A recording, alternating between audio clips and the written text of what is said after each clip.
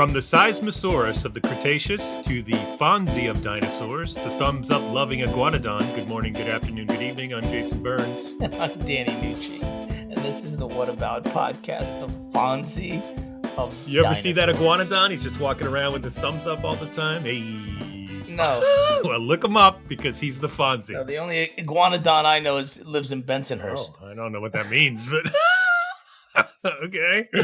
Well, I am a little jealous of where you live because I would imagine as a kid, did you go on field trips to the La Brea tar pits? Was that a thing? Oh, yeah. What is that like? I've been to LA many times, but I've never been.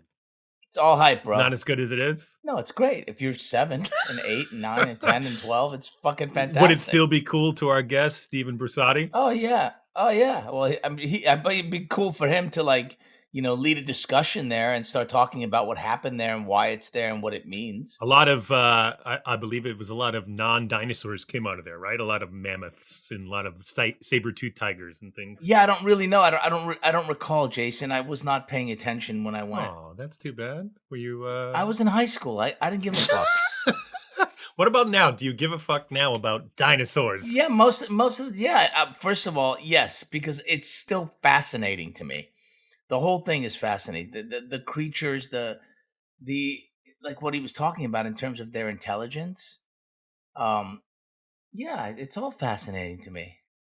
I don't understand anything. Like life is fascinating to me. I'm everything's surprising and mystical to me. But when you look at a dinosaur, you realize how little we matter because those things lived for millions and millions and millions of years, and here we are. I was pretty clear on how little we mattered before the dinosaur discussion, just for the record. Okay. Well, quite. How about clear. that discussion? But you know what does matter? Too dark? No. Too dark for a Thursday? Hey, perfectly dark enough for a conversation on a species that is no longer here. Well, he was great to talk to. I so appreciated how forthcoming he was and informed and excited and entertaining. So without further ado, the dinosaur guy, Steve Brusatte. Steve Brusatte, thank you for joining us. Is Steven, do you have a preference? Oh, call me All right. Steve. My dad and my brother are both Steven, and they have the PH, and I know it's been a lifelong thing for them. You know, I am a Steven with the PH, but I don't need to be called Steven. Or Steph. Definitely don't call me Steven if you do it with the V, Steven. That's bad. But no, Steven. What about Steven with a PhD? Would that?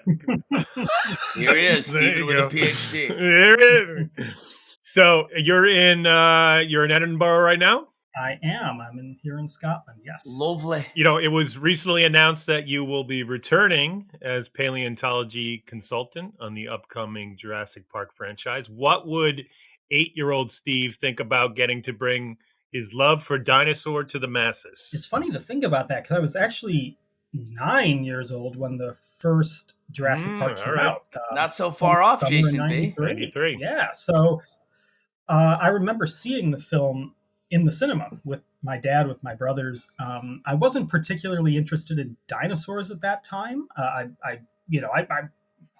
knew about dinosaurs a little bit. I thought the film was awesome. I thought the special effects were the most amazing thing I'd ever seen. Still hold up. That's the amazing. They still are really good for a movie that's more than 30 years old.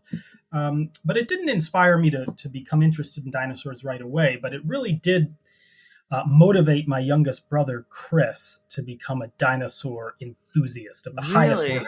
Yes, he turned his bedroom into a dinosaur museum. He had like 100 books on dinosaurs, his own mini library. And he was obsessed with the film. I mean, we watched the film all the time. We got it on VHS, of course, back in the early 90s as I had to do it. And he had all the toys, all the books, the posters. I don't know how much of my parents' money he squandered on Jurassic Park merchandise, but it was quite a bit. And so it made him happy, Steve. It made him happy. No squandering. It makes him happy. Yeah. And it made me happy too, because after a few years of just being around Chris and his dinosaur obsession every day, something rubbed off on me and I started to become fascinated with dinosaurs. And it Now, was how long really did this take? Were you 10 at this point? Was it 10? How long did it work on you? Like a whole year? Like were you 10, 11? I would have been, so the way that it went down was, I learned a lot about dinosaurs just talking with Chris. I didn't even realize, I don't think, how much I knew and how interested I was. But then when he was in grade school, he was doing the science fair project, and he asked me if I could help him on the project, help him do some research, help him basically go through his dinosaur books, because of course he was going to do a dinosaur And project. of course, this was not in the days of the internet. No. In fact, it was right around that time, roughly, that we first got dial-up internet back in the middle of rural Illinois, where I'm from. And so this science fair project, it really captured my interest. I started reading his books with him. I started helping him take notes, help kind of put together the story of this dinosaur project. And I just found myself wanting to read more and more and more and learn more and more and more. And I kept having questions for him, questions he didn't know. I went to other books to find. Once our family did start, getting the internet at home, I was able to go online. No social media, thank God, back then. But, there were discussion groups, mailing lists, Usenet forums, those kind of things. And I joined a lot of those and met other dinosaur enthusiasts from all over the world. And I saw there were other people that were interested in this too, that were not just kids, because by this time I was like 14, 15 years old. I was starting. So you're literally connecting with the international community about dinosaurs at 14 years old? Yeah, I was. And I met a lot of people that I still know and still talk to. There's a lot of younger people. Yeah, a lot of younger people at that time, roughly my age, that have also gone on to become paleontologists. And then a lot of others that didn't go the academic route or the research route, but maybe they were amateur fossil collectors or artists or just general science enthusiasts. And those communities were a big deal. So when you were ready to leave high school and you were starting to apply to places, were you like, paleontology? Where is the paleontology schools? So growing up in the middle part of Illinois, it is flat, hundreds of miles in every cornfield direction.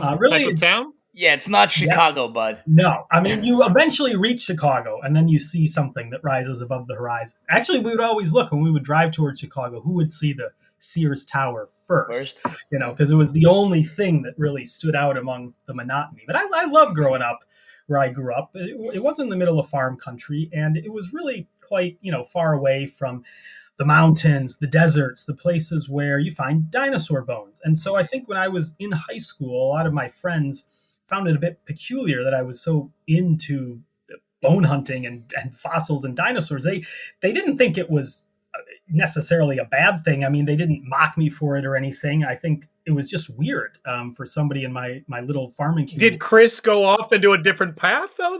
Yeah, I mean, I basically stole Chris's. Sure, that's what I was gonna. That's what I'm picking up on. But did you have other kids in rural Illinois that were like doing this with you, or were you just there like were a few. So you had a crew. You had a paleontology crew. Yeah, more. There were some museums, of course, in Chicago, the Field Museum, the big one by the lake. There's a museum in Rockford, Illinois, which is a pretty decent sized town, about an hour and a half north of where I grew up, the home of Cheap Trick, the rock band. And they have a museum there called the Burpee Museum. And that museum was building up around the time that I was getting into dinosaurs. And they were going out to Montana to collect dinosaurs, to put them on display in Illinois. So I got to know folks there. They put on talks and lecture series and other events. So you were the dinosaur kid. I was the dinosaur kid. Sure. Yes. Yeah. Hey, it's that dinosaur kid came by again. Yeah. Oh, the dinosaur guy. Well, people still call me the dinosaur. Well, first thing I called you was the dinosaur guy. For me, Steve, I remember going to the Boston Museum of Science as a kid and seeing the dinosaurs and sort of relating to them in my size, and for the first time realizing how small I was in comparison to them. Yeah. Do you have one of those moments too where they became that larger than life thing that you couldn't tell in a book? Yes. And so during that freshman year of high school, I really started out just being interested in dinosaurs, going on the internet, going on the discussion forums, getting books from the library, going to museums a little bit. But it was towards the end of that year that I really started to think, well, can I make a career out of this? Is there a way to actually do this for my life? And so this was something that was so different than anything anybody wanted to do where I was growing up. So I had to learn about it. And I learned, that if you want to do it, you go off and go to college, study geology, earth science, learn about the earth, how the earth works, how the earth has changed, and study biology as well. Study animals, study evolution, study ecosystems. And so that's what I ended up doing. But around that time, I did have some moments where going to museums and seeing actual fossils, that really captivated me, because you're totally right. You can read about these things in books. And I say this as somebody now who writes books about dinosaurs. Well, you write them for the layman. That's what I love about it. Yeah, well, I try, and I love doing it. And, and that's what I'm doing now, by the way. Just right before we started chatting, my next book is about birds. And a big part of it is how birds evolved from dinosaurs. So I'm doing this again. I'm getting into the next book. I love books. I learned a lot from books when I was a teenager. I read every book on dinosaurs I could find. But going to the museums, standing underneath those colossal skeletons, peering up. It's hard. It's really hard to wrap your head around it, really, when you think there's thousands of these around. Yeah, I remember those pictures in the books as a kid. I grew up in the 80s where they would show a triceratops next to a bus, and it doesn't hit you until you're standing there with them.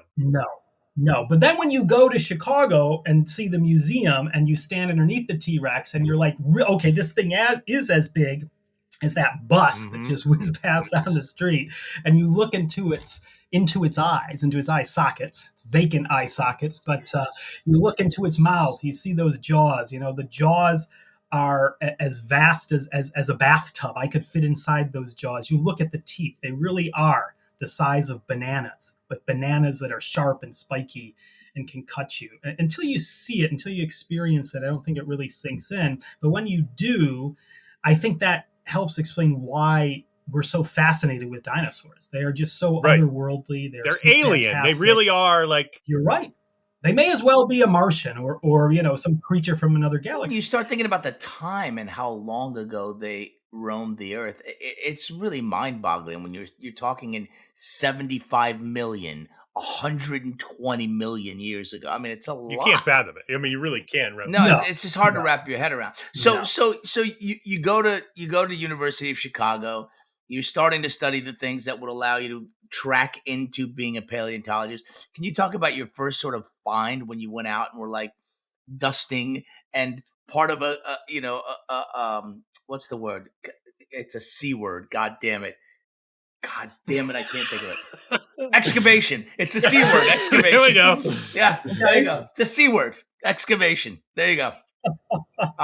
Yeah.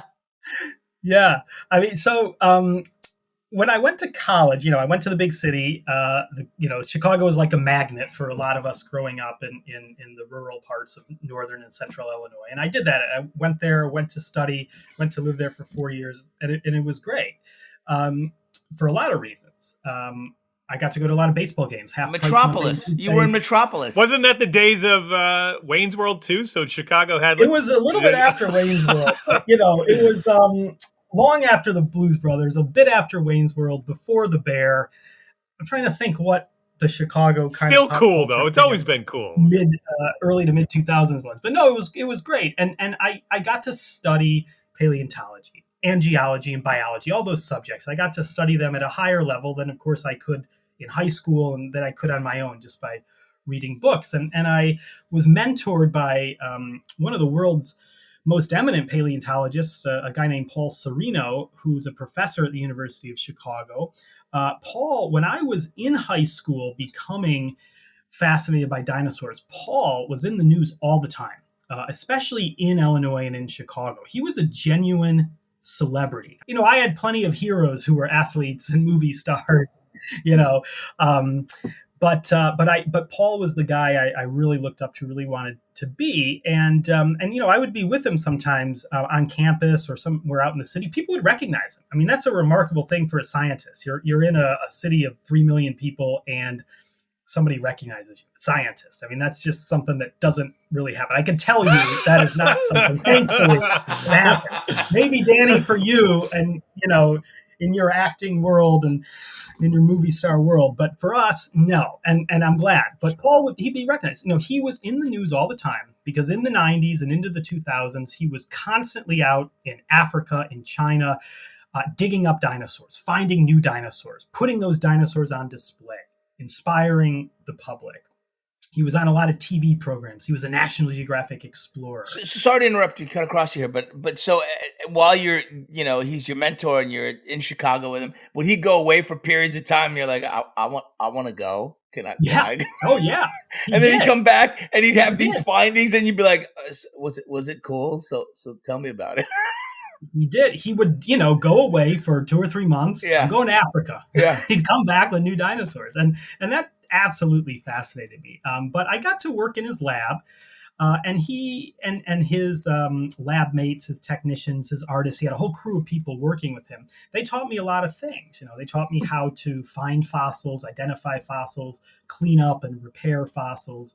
And to study fossils as well, to actually take these bones and make sense out of them. What are they? How can we begin to fathom what type of animal they came from? And so I started to do research projects. Yeah, they don't necessarily come all together. Yeah. No. Piece. They're like jigsaw puzzles where you got 5 pieces of a 1,000-piece jigsaw, and each piece is, ripped and torn. So I know you were in school, Steve, but is that is it a welcoming community? Like, will they open their arms, or can there be competition between paleontologists, scientists, and or did what you experienced, was that unique?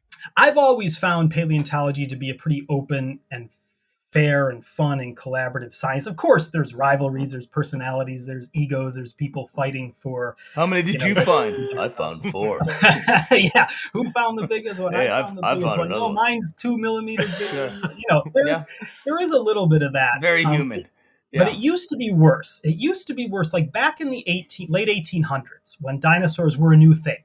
Imagine 200 years ago, people didn't know what dinosaurs were. I mean, people had been finding giant bones. Especially if you were like in medieval times and you found it, wouldn't you go, this is a fucking dragon? Well, yeah. And I think, and anthropologists have studied these things, and there are certain bits of folklore or myth that probably are based on the discovery of giant fossil bones. Even the Cyclops, there's a lot of evidence the Cyclops, that great one-eyed, monster, is based on the skulls of very big mammoths and other elephants being found. Because if they break a certain way, it looks like they have one giant eye. So I think absolutely people have been encountering these fossils for a long time, but it was only about 200 years ago that a professional group of academic scientists at universities and museums started to use a more modern mindset to study these bones, and they came to the understanding that these were the bones of giant reptilian creatures that used to live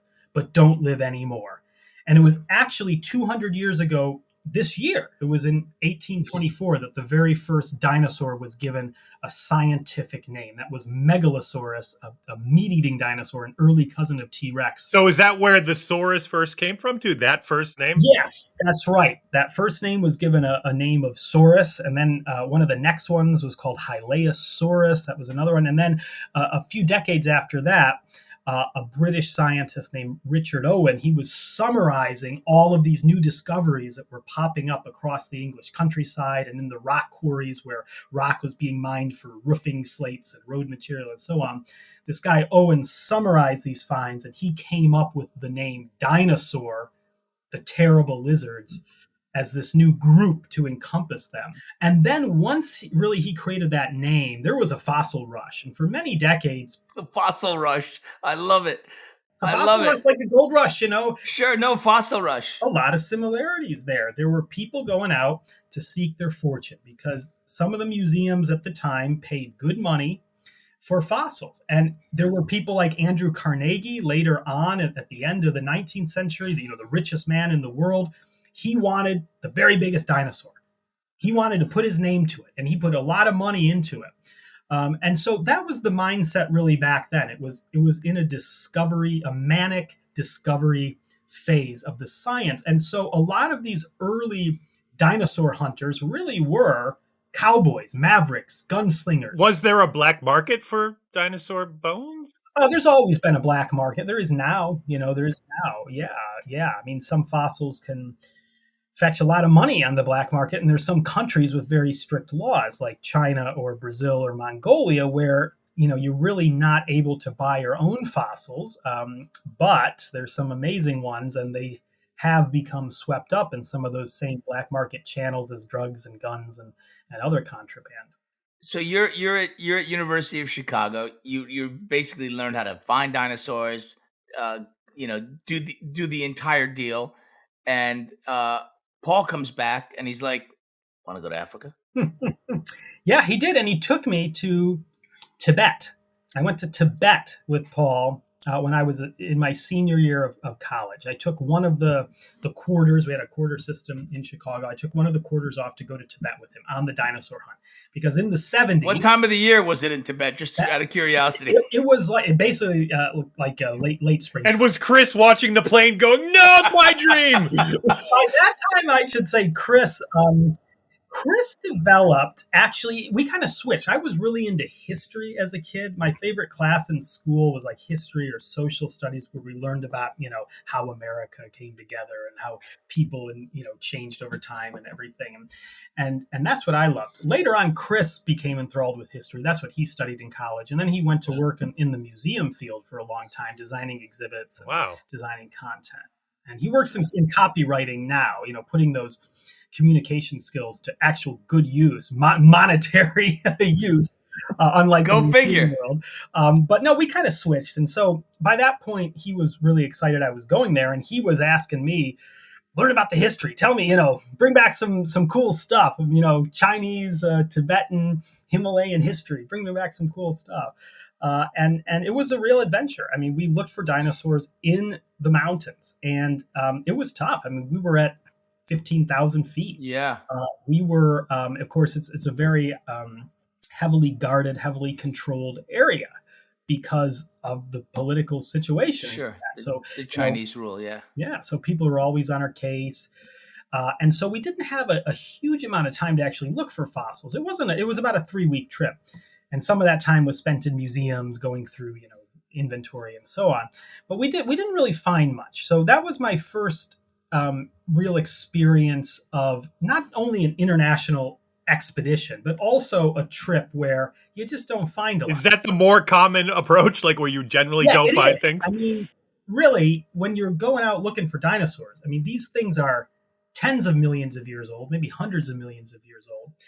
They're super rare. I mean, think about how rare any given fossil is for an animal to get buried in sand or mud and its skeleton to petrify into rock, Right. and then for somebody to be able to find that. It's just the odds are really low. So it is challenging to find fossils. And the reality is, when you go out and look for fossils, you're taking a step into the unknown. You don't know what you're going to find. It really is a hunt for treasure. And so most of the time, you are going to come back empty-handed, or maybe you find something, but it's not particularly interesting. Has climate change changed that, Steve? Because, I was looking at the news last year when the drought was hitting so much of the world, and certain lakes and rivers were sinking, and things were appearing on the sides of rock that hadn't been seen for hundreds of years. Yeah, that's right. So it is climate change. I'm not going to pretend that climate change is a good thing. No. I mean, the earth is changing very quickly. I mean, I am an earth scientist. I teach geology. I teach students about the earth here. That's one of my primary jobs at the University of Edinburgh. And climate change, it's bad. We're entering some unprecedented times. But it is true that maybe one of the few things that's a little tiny silver lining, if you can call it that, is that some places like Antarctica, let's say, when some of that ice melts, sometimes the rock gets exposed and you start seeing dinosaur bones. And I do have colleagues that, go down to Antarctica, and it is easier to find dinosaurs down there than it was before. But of course, that's not a good thing overall. You talked about figuring out if this could be a career. At what point did you know it could be? I think so when I was in high school, after that first year of high school, that's when I started to think seriously about it. That's when I started to plot for, okay, where do I want to go to college? What do I want to study? And then when I actually, was in college and studying geology and studying paleontology, going on these trips to collect fossils with Paul Sereno, doing other trips as well. We went out to Wyoming and South Dakota. I went out to Montana. Like I got a lot of experience. By that time, towards the end of my time in college, I was thinking, okay, I think I'm doing things right. I think I'm learning what I need to learn. I'm getting experience digging up the fossils. I'm getting experience in the lab. I'm getting experience studying about the fossils. It was around that time that I started to do more formal scientific writing, to actually describe fossils, to try to publish research articles on fossils in the technical journal. Now, had you found one at this point? Had you actually found one yourself? Yes. And discovered one yourself? What was that experience like? I mean, that must have been so fucking thrilling. I mean, can you take us? Because there's first finding the actual, and then being able to identify it. That doesn't necessarily happen all in the same experience. Finding a fossil, it's a hard thing to convey. And I know I'm, talking with a lot of speed and energy and enthusiasm here, as I tend to do when I start talking about fossils. But when you ask me what it's like to find a fossil, that's where I get a little bit more reserved, because it's a tough thing to articulate. When you ask somebody like describe love, you actually got to stop. No, I guess I'm more asking what the feeling was for you when you started to discover that it wasn't just necessarily a small fragment, or it was something that maybe could be something that hadn't been discovered. It is an intoxicating feeling, and it is kind of an indescribable feeling to convey what it is, because you're out somewhere. Fossils are found inside of rock. So you're out looking at some rocks, Where were you for the first The one? first ones I found when I was in high school in Illinois, not dinosaurs. Nobody's ever found a dinosaur yet in Illinois. That's one of my secret dreams. Oh, there you go. But actually, I collected a lot of older fossils, seashells, corals, fossil leaves, those kind of things. And so I started to find those when I was quite young. And every time I went out to look, I was so excited. It really was like a Christmas morning type of feeling. And there were days where I would plan to go out. One of my high school teachers, Joe Jacobchek, he's a dear family friend of ours now. He kind of took me under his wing in high school, and he knew some spots to collect fossils. And so we would go out together, and I learned the basics from him. Even before I started to work with Paul Sereno digging up big dinosaurs, I learned how to collect clam shells and corals and stuff. Wait. So, Steve, I'm sorry, just for the listener, people think Illinois, they don't think clamshells and seashells. Not now. We're talking about like 300 million years ago. Underwater at big stretches of time. And in fact, and then later, land. But there's a lot of coal in Illinois. That's because it was really swampy during that time, about 280 million years ago. And when the trees in those swamps died, they were turned into coal. But animals lived in those swamps as well. So there's actually quite a lot of fossils you find, often with the coal. Well, it's interesting. I was describing fossils in terms of dinosaur fossil, and I love that the actual proper term is any kind of old fossil. But I was really fascinated with the idea of you being so passionate about it and making it your life's vocation, and being on a find and actually discovering your first terrible dinosaur lizard, yeah. fossil, and bringing it back and realizing that perhaps this hadn't been found before. The first dinosaur digs that I went on were with Paul Sereno. Before we went to Tibet, we went out to Montana and South Dakota, and there's Jurassic age dinosaurs out there. These were ones that lived about 150 million years ago, things like Brontosaurus, Stegosaurus, those kind of dinosaurs. And the popular ones, sure. The popular ones. Sure. And then there's some even more popular ones. The ones in South Dakota we were digging up were Cretaceous age dinosaurs. This is the time of T-Rex and Triceratops. And so I remember going out into Wyoming for the first time. I'd read all about dinosaurs in books. I had collected a lot of fossil shells and corals and stuff in Illinois, but I had yet to see a dinosaur actually in the rock, to find my own. And when we went out to Wyoming, we started walking around, and I started seeing chunks of dinosaur bones sticking out of the rock. And that was really a mind-bending experience. Now, would a normal person be able to tell the difference, Steve, between a rock and a fossil? It depends on the fossil. Yeah. Sometimes it's just a little broken I piece. thought he was going to say it depends on the person. That's so funny. Oh, it also That's so does great. depend on the person. That is also very true. It depends on the fossil. Some of us are better than others at spotting it. Actually, a lot of it comes through experience, to be honest. The more, the same with gold prospecting. Sure. But you look down and you can see that this is fossil. Yeah, I mean, bone has a certain texture, kind of a honeycombed texture, and bone has shape to it. Different bones, a femur bone, a skull bone, whatever it is. The more you study these things, the more you come to recognize the shapes, and you can start to identify even broken pieces. So for me, I was able to see, okay, these have the honeycomb texture and the shape of bones. These must be dinosaur bones. And I would pick, at first, of course, I started to pick up every little bit. Then I started to realize, oh, actually, there's lots of little broken bits around. These things are meaningless. What I want are the ones that are still inside the rock. Sure. And once I started finding those, then it's like, okay, time stops, because you see something sticking out of a rock that looks like a bone. Is it a bone? Is it not? You get down, you look closer. Okay, it is a bone. It has a honeycomb texture. Now what? The shape of it. Now what? Now, do we call somebody with a chisel and hammer? Because you're not doing it, right? Well, you're the first person that's ever seen this thing, most likely. This thing could be 150 million years old. No other human has set eyes on it. You don't know how much of it's still inside the rock. Is there a whole skeleton inside the rock? What are you going to do? So you get out your tools, and we use hammers and chisels and finer tools, dental picks, pin vices, these kind of things, to kind of poke around and do a little bit of surgery, really, on the rocks. You're just trying to remove as much rock as you can around the fossil, being very careful. You always have glue with you in case something breaks.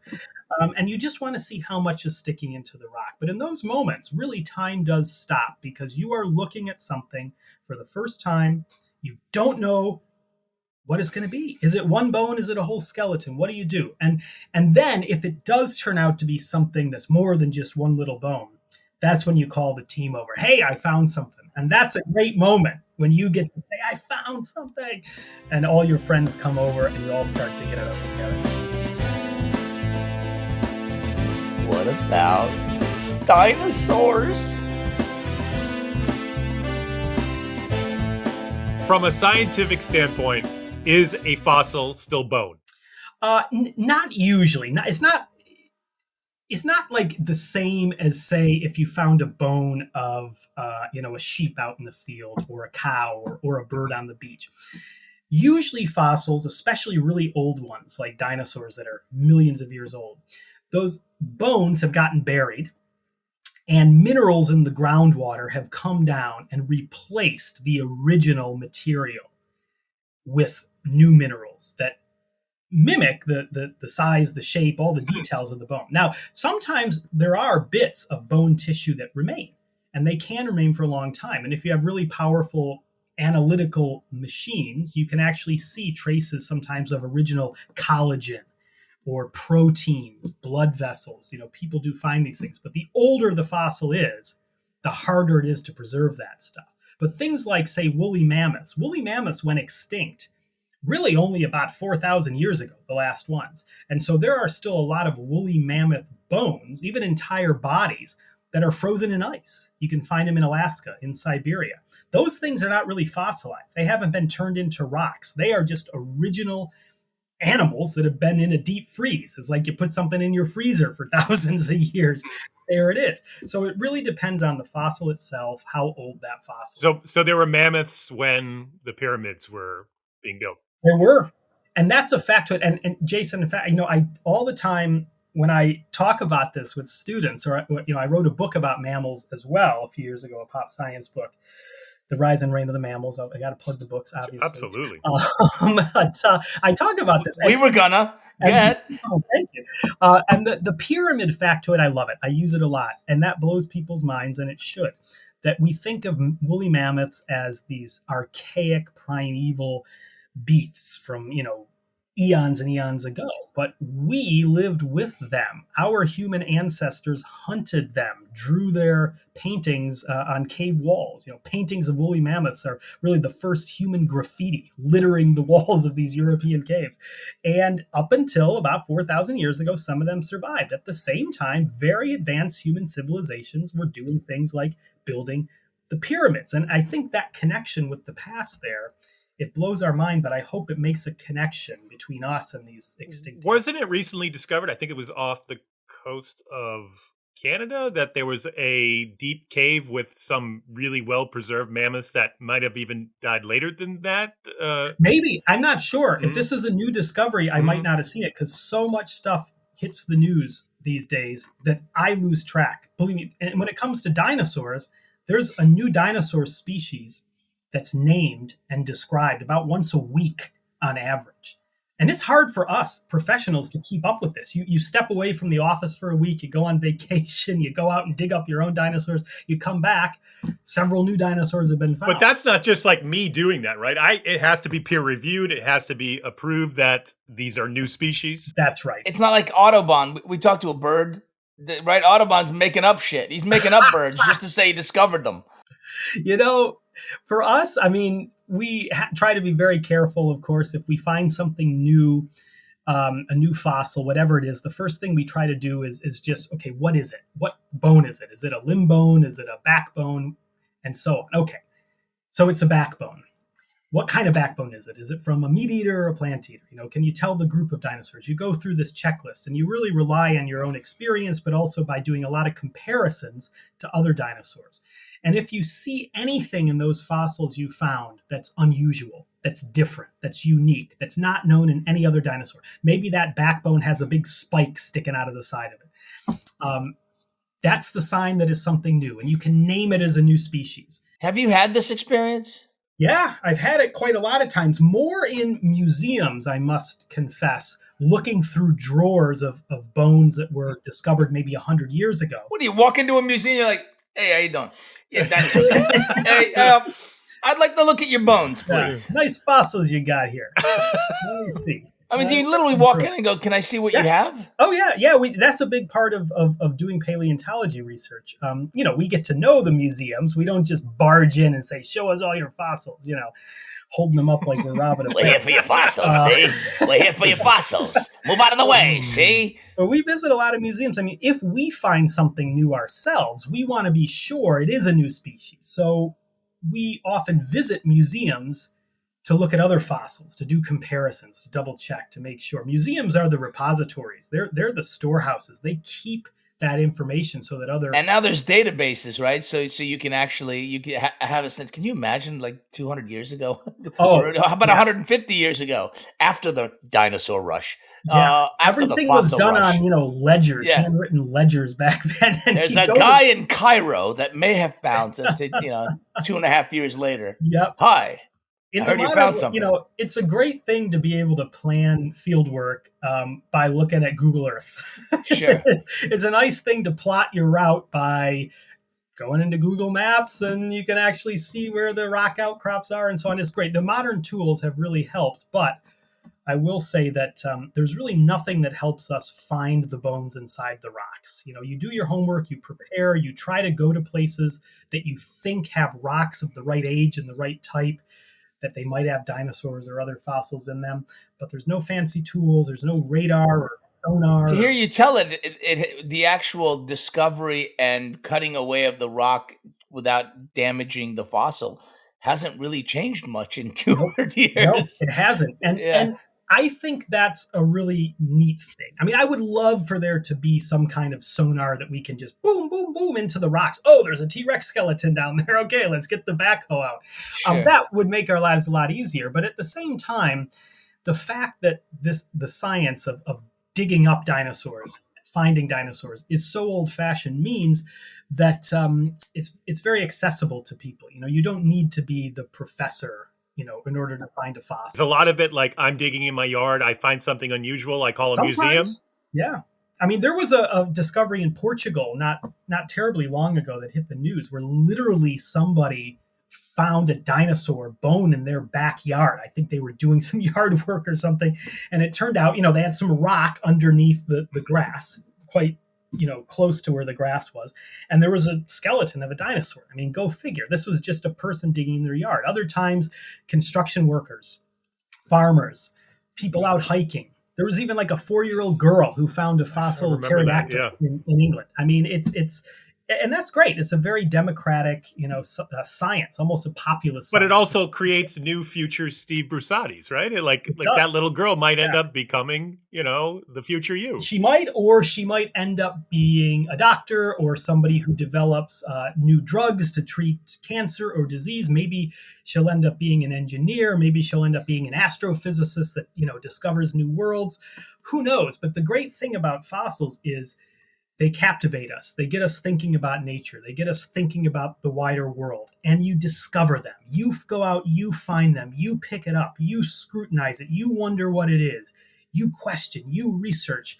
And so many scientists and just people across all walks of life become interested in the world through collecting fossils or learning about dinosaurs as a child. Oh, I remember even as a kid is that when you start to look at how long dinosaurs lived and how short evolved humans have lived, it makes you realize how small we are in comparison and how little of the timeline of Earth we've lived on it. Absolutely. The Earth is very old, 4.5 billion years old, give or take. Our species, Homo sapiens, the first fossils, which are from Africa, they're about 300,000 years old.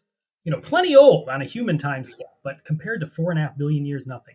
Dinosaurs lived between about 230 and 66 million years ago. Not counting birds, which are dinosaurs that persisted, but the T-Rexes, Brontosauruses, the canonical dinosaurs. And so many of them didn't live together, right, Steve? Well, here's another mind-blowing fact. This is one I love to trot out. Many paleontologists love to trot this one out too. That T-Rex is actually closer in time to us than it was to a Brontosaurus. So Brontosaurus lived about 150 million years ago. T-Rex lived about 66 million years ago, and we, of course, live now, 0. So you can do the math, and T-Rex is closer to us. When T-Rex was alive, every Brontosaurus that was ever fossilized had already been fossilized. It was already underground by the time T-Rex was chasing its prey across the land. So, Steve, we have a listener question, which I find quite fascinating. And I think you'll enjoy answering this question from Donald T.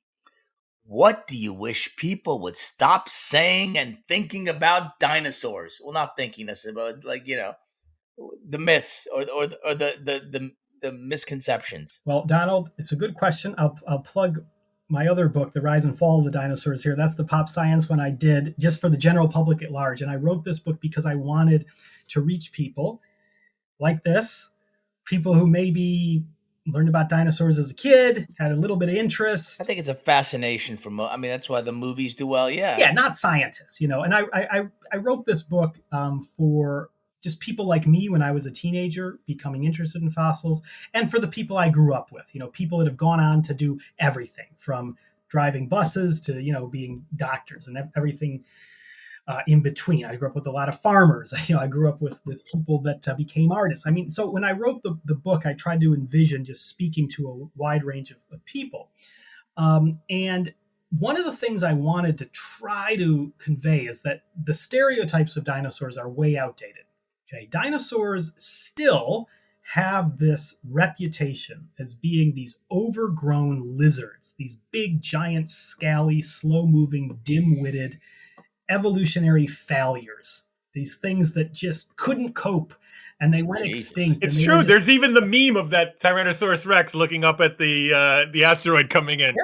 And that idea persists, even though, frankly, films like Jurassic Park and others do show dinosaurs as more active, energetic, dynamic, intelligent. Those films are much more spot on, but somehow this stereotype still exists. And that stereotype is wrong. A lot of dinosaurs are much smarter than we used to think. We can actually see inside their brain cavities of the fossils using CAT scanners. A lot of them have pretty big brains. Yeah, we always were told as a kid that they were the size of a walnut. And some were, but some dinosaur brains were much bigger. A T-Rex brain is this long thing that's kind of like the size of a really big cucumber you might grow in your garden, And there's a whole range of sizes of dinosaur brains. But also, Steve, like one of the smartest animals now is a crow, and that has a small brain. Yes, and birds have incredibly high levels of intelligence, high levels of cognition. Birds are very smart. Some birds, like crows and ravens, are exceptionally smart. There was just a study that came out last week I was reading, because since I'm writing this book on birds,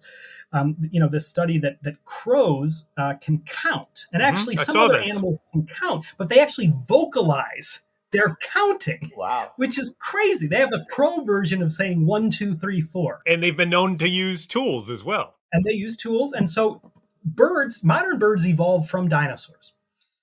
Birds are part of the dinosaur family tree. That's another thing I wanted to convey in the book, that we have a legacy of dinosaurs still with us. Yes, T-Rex, Triceratops, those famous dinosaurs did go extinct when that giant asteroid came down and changed the world in a matter of moments. But some dinosaurs survived, and they are the birds.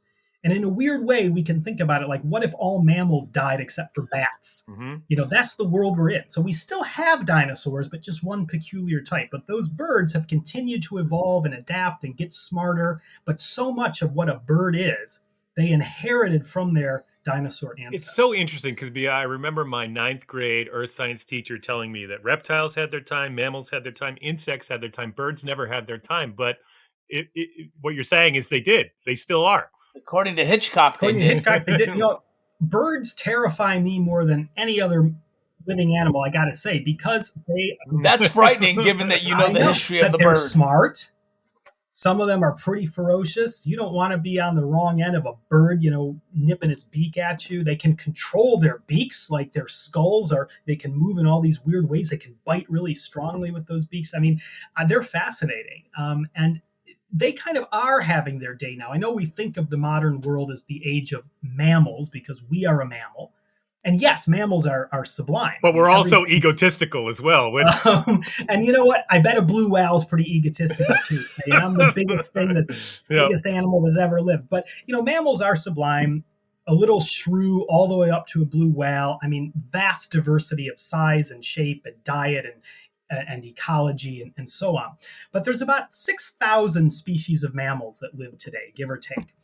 There's at least 10,000 species of birds. So roughly, there's about 2 times as many dinosaurs as there are mammals in today's world.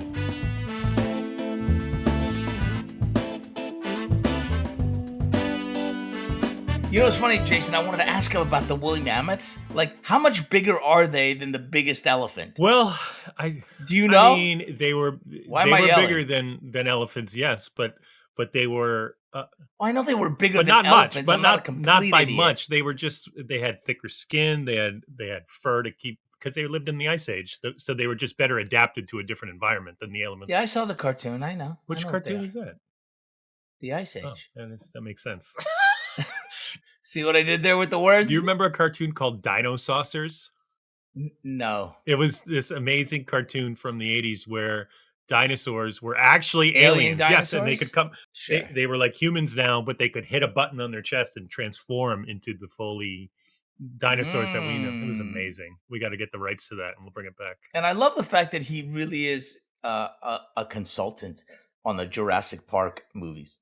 It's kind of great. I had read, we didn't discuss it, but I had read that he pushed. Yeah, why didn't we discuss it? Get on that, Jason. Because there was too much other cool stuff to discuss. I literally, I wanted to stop interrupting him because I was so fascinated with what he was saying. We could literally have an episode about, dinosaur claws, dinosaur teeth. We're so general on dinosaurs that we couldn't really break it down too far. So general that I didn't realize that when we were talking about fossils, we weren't even talking about dinosaurs. It's true, yes. What just happened? I don't know. You literally, this was like an improv gone bad. You were like, all of a sudden, it's like, I'm hey, I'm a pterodactyl. And you're like, no, you're not. Okay, well, the improv is over. I thought now, you were Jason. continuing your thought, and nothing happened. I slipped into the La Brea tar pits, and I was preserved forever. Well, then I think we better end it there. I'm going to thank you all for listening, especially to this last part. Music by Denny Nucci. Produced and edited by the same 2 people you heard hosting this show, because they have no friends.